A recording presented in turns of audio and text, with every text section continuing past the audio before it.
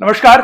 बुधवार को यानी 18 सितंबर को जम्मू कश्मीर ने पाकिस्तान के मुंह पर और भारत में रहकर पाकिस्तान की भाषा बोलने वाले अलगाववादियों, एनजीओ एक्टिविस्ट के मुंह पर ऐसा जोरदार तमाचा मारा है कि इससे उबरना अब इन सब के लिए संभव नहीं होगा।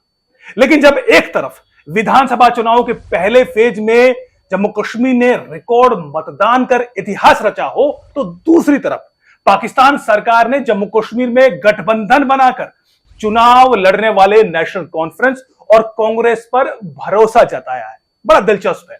पाकिस्तान का कहना है कि एनसी कांग्रेस ने चुनाव में जो वायदे किए हैं, पाकिस्तान का मौकिफ भी वही है, यानी पाकिस्तान का लक्ष्य भी वही है।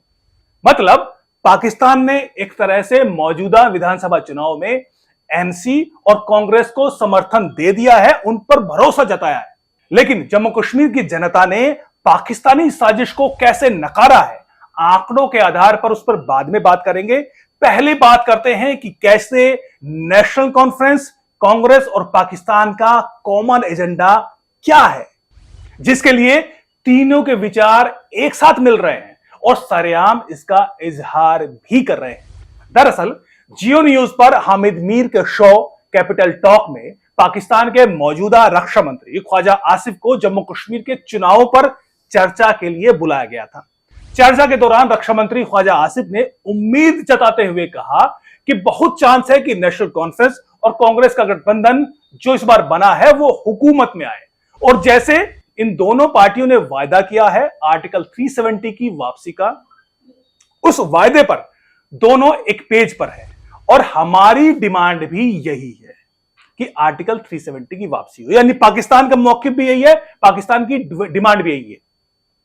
यह कहना है पाकिस्तान के मौजूदा रक्षा मंत्री ख्वाजा आसिफ का। यानी नेशनल कॉन्फ्रेंस और कांग्रेस का जो गठबंधन है, उनका जो एजेंडा है वो किस तरह से पाकिस्तान से मेल खा रहा है, उसका इजहार कर रहे हैं पाकिस्तान के रक्षा मंत्री ख्वाजा आसिफ। बहरहाल पाकिस्तान के लिए आयरनी देखिए कि पाकिस्तान अपने लोगों को गुमराह करने के लिए ऐसे ख्वाब दिखा रहा है कि आर्टिकल 370 की वापसी होगी, जबकि पहले फेज में जम्मू कश्मीर के लोगों ने पाकिस्तानी ख्वाब के ऐसे टुकड़े टुकड़े किए हैं। कैसे किए हैं, आइए समझते हैं। पहले फेज में जम्मू कश्मीर ने इतिहास रच दिया। कुल 24 सीटों पर मतदान हुआ। साउथ कश्मीर की 16 और जम्मू की किश्तवाड़, डोडा और रामबन जिले की कुछ 8 सीटों पर मतदान हुआ। यानी कुल सीट थी 24, जिसमें साउथ कश्मीर की 16 और जम्मू के 3 जिलों की 8 सीट। इन सभी सीटों पर कुल मतदान हुआ है 61.13%। यह ऐतिहासिक इसलिए है क्योंकि इसमें साउथ कश्मीर की वो 16 सीटें शामिल है जो पहले बेहद संवेदनशील मानी जाती थी और जहां 2019 से पहले इलेक्शन का बायकॉट आम बात थी। उम्मीदवार खड़े होते थे लेकिन प्रचार नहीं करते थे, करते भी थे तो हाई सिक्योरिटी जोन के बीच, और करते भी थे तो भारी सुरक्षा के बीच। अलगाववादियों की धमकियों और आतंकी हमलों से बचने के लिए लोग वोट डालने नहीं निकलते थे। इन सीटों का इतिहास रहा है कि इन सीटों पर 20 से 25% से ज्यादा वोटिंग नहीं होती थी। लेकिन जब बेखौफ वोट डालने का मौका मिला इन्हीं जिलों के लोगों को, तो इन्हीं लोगों ने पाकिस्तानी परस्त अलगाववादियों और दिल्ली समेत दुनिया भर में बैठे ह्यूमन राइट गैंगस्टर्स को बता दिया कि कश्मीर को क्या चाहिए। आइए आंकड़ों पर नजर डालते हैं। साउथ कश्मीर के 4 सबसे संवेदनशील जिलों में मतदान हुआ। इनमें कुलगाम में वोटिंग परसेंटेज रहा 60%। अगर हम तुलना करें तो 2014-15 के चुनावों में, जो विधानसभा चुनाव हुए थे, उस वक्त यहां पर वोटिंग परसेंटेज रहा था 30% के आसपास।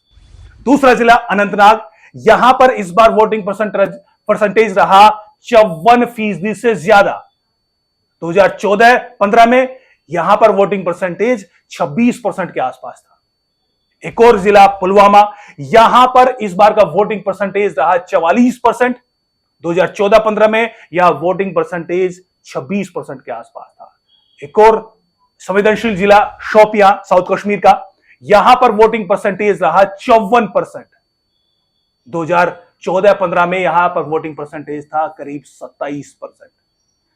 लगभग पूरी तरह से दोगुना परसेंटेज में दोगुना बढ़ोतरी। यह फर्क पड़ा है 2019 के बाद। तो यह तो थी साउथ कश्मीर की तस्वीर, जहां पर पाकिस्तानी परस्त प्रोपेगेंडा के मुंह पर साउथ कश्मीर ने एक जबरदस्त तमाचा जड़ा है। अब बात जम्मू की।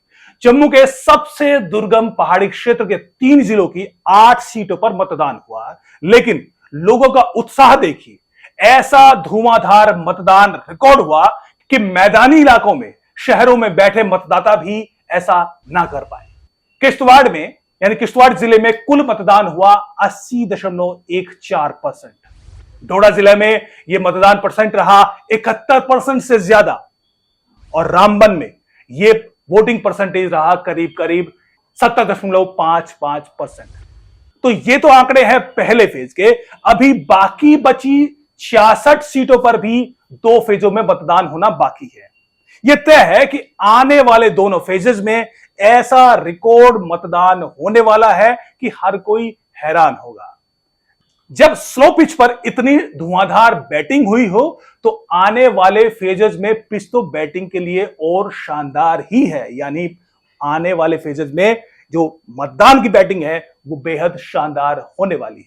लेकिन इसके पीछे कारण सिर्फ पोलिंग परसेंटेज नहीं है कि आने वाले दोनों फेजेस में मतदान ज्यादा हुआ, बल्कि इसके पीछे पहले फेज में मतदाताओं की वोटिंग के बाद सामने आ रहे रुझान भी हैं, खासतौर पर साउथ कश्मीर में।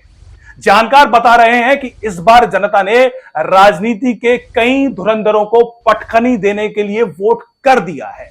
रुझान के मुताबिक साउथ कश्मीर में कई बड़े हाई प्रोफाइल उम्मीदवार, उन सभी की हार निश्चित है।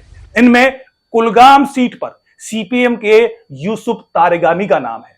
जम्मू कश्मीर के इकलौते कम्युनिस्ट नेता तारिगामी 1996 से लगातार 4 बार विधायक रहे हैं।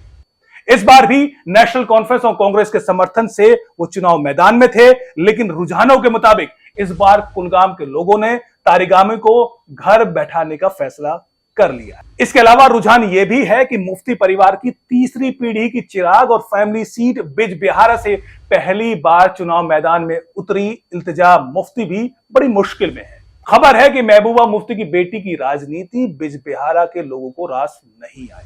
खैर, नतीजे 8 अक्टूबर को आएंगे, लेकिन तमाम पार्टियों के पास अभी भी 2 फेजेस में अपनी परफॉर्मेंस सुधारने का मौका है। लिहाजा सभी पार्टियां ज्यादा से ज्यादा बूथ तक लोगों को खींचकर लाएंगे, मतदाताओं को खींचकर लाएंगे। यानी नतीजा हाई परसेंटेज पोलिंग का होने वाला है और भारतीय लोकतंत्र की जीत इसी में है। और हां, अगर नतीजों में पाकिस्तान की पसंदीदा पार्टियां जीत भी जाती हैं, तो 370 और 35A की वापसी कभी सपने में भी संभव नहीं है। इसका ख्वाब देखने के लिए भी अब्दुल्ला गठबंधन को एक यूटी की विधानसभा में नहीं, देश की लोकसभा में बहुमत लाना होगा, जो कि असंभव। जय हिंद।